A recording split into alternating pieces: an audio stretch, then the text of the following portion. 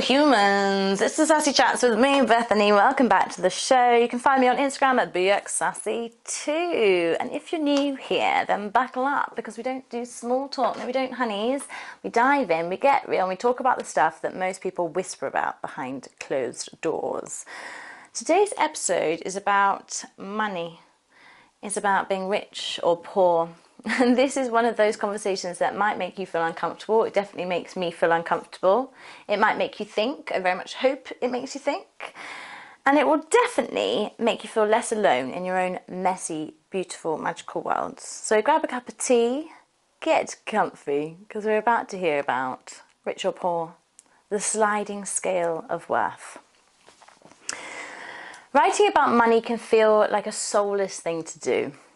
It reduces everything to a price, and it becomes about the materialism of life.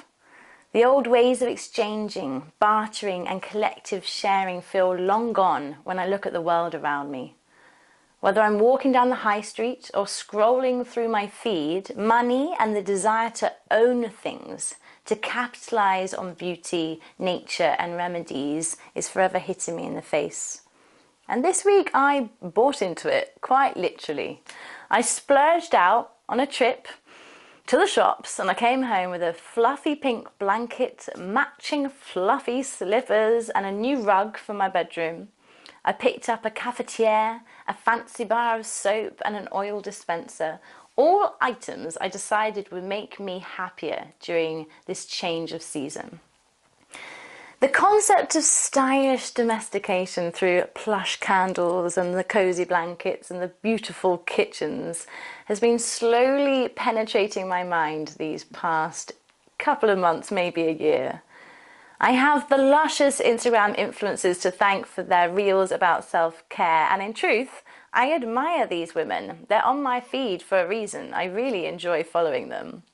They're the people who tell me my desire to earn money makes me independent, clever, and invested in my own future. I see them sign book publishing deals and build their businesses and tour with world-class orchestras and then go on and buy their first or their second or maybe their third property. I see them embrace financial growth, and I sit in awe of them because this is something that I really crave. But I've been feeling and battling a bit of a sense of guilt as I look at my bank balance and see how much I splurged.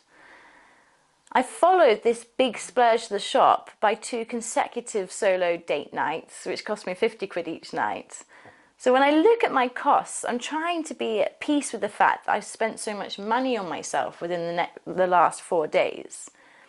To some, what I've spent might be a big chunk of their paycheck, and for others, it could feel more like a drop in the ocean.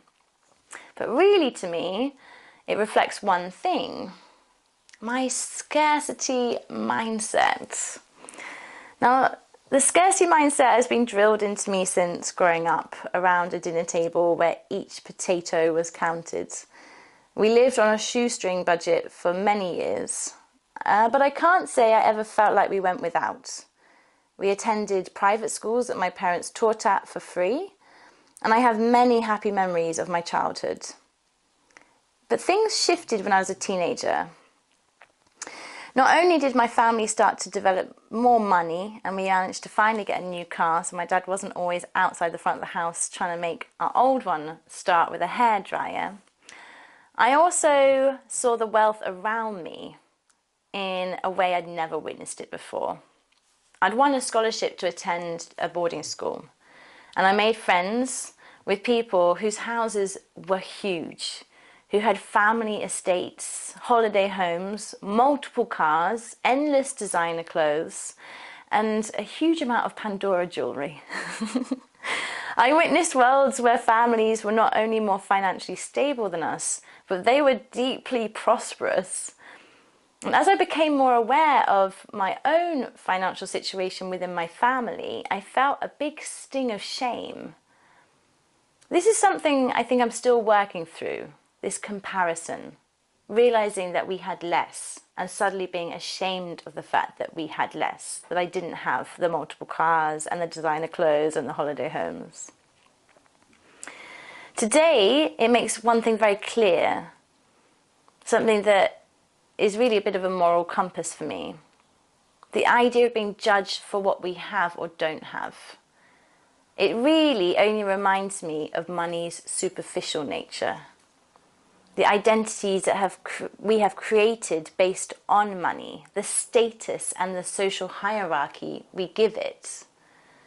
I love to remember how beneath all of that, we are of the same worth.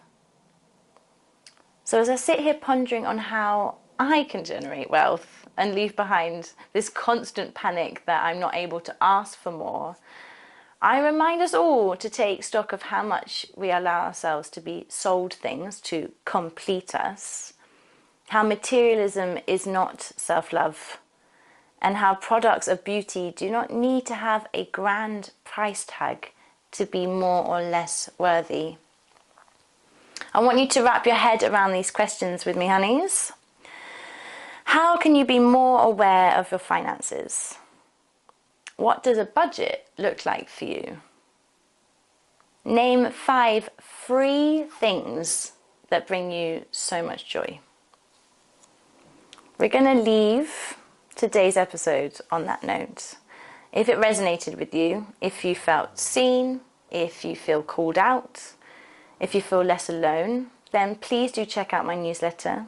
Subscribe on Substack, because what you just heard, it's just a little bit.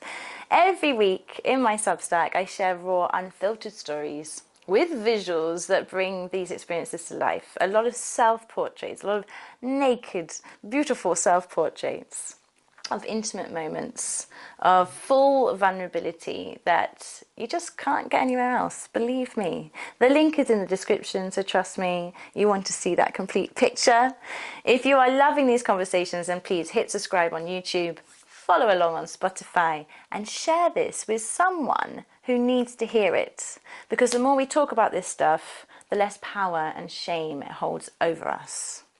The next episode, we'll be talking about the time I wanted a baby. Baby fever truths! Oh no, you're not going to want to miss it. Until then, stay sassy, my love, stay sassy.